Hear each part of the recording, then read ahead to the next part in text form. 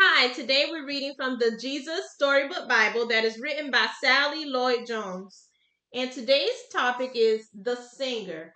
And this is the Sermon on the Mount from Matthew chapters 6 and 9 and Luke chapter 12.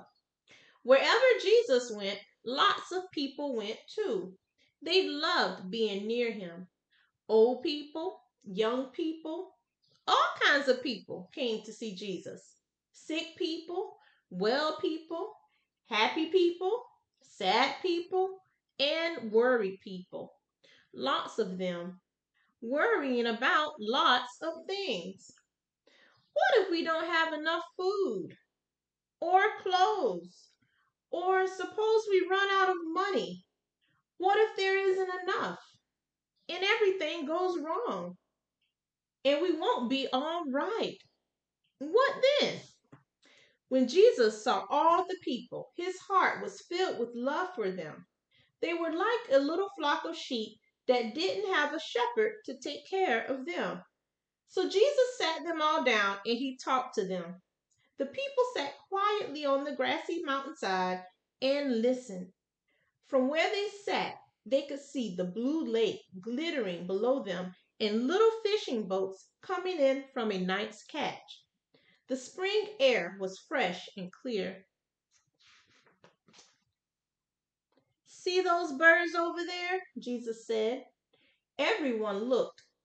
Little sparrows were pecking at seeds along the stony path.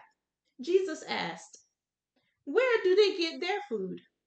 Perhaps they have pantries all stocked up, cabinets full of food.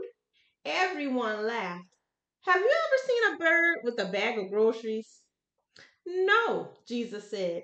They don't have to worry about that because God knows what they need and he feeds them. And what about these wildflowers? Everyone looked. All around them, flowers were growing.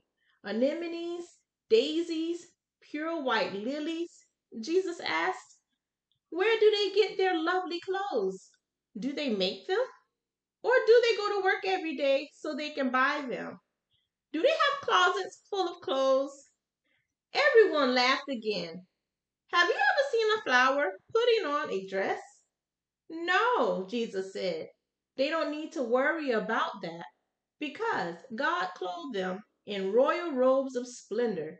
Not even a king is that well dressed. They had never met a king, but as they gazed out over the lake, glittering and sparkling below them, the hillsides dressed in red, purples, and golds, they felt a great burden lift from their hearts. They could not imagine anything more beautiful.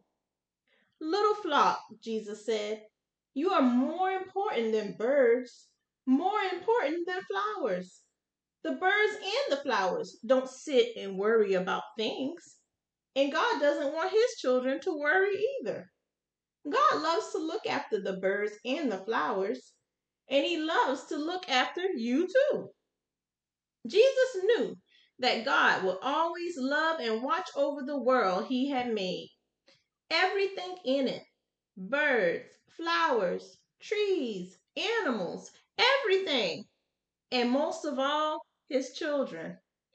Even though people had forgotten, the birds and the flowers hadn't forgotten. They still knew their song. It was the song of all of God's creations had sung to him from the very beginning. It was the song people's hearts were made to sing. God made us. He loves us. He is pleased with us.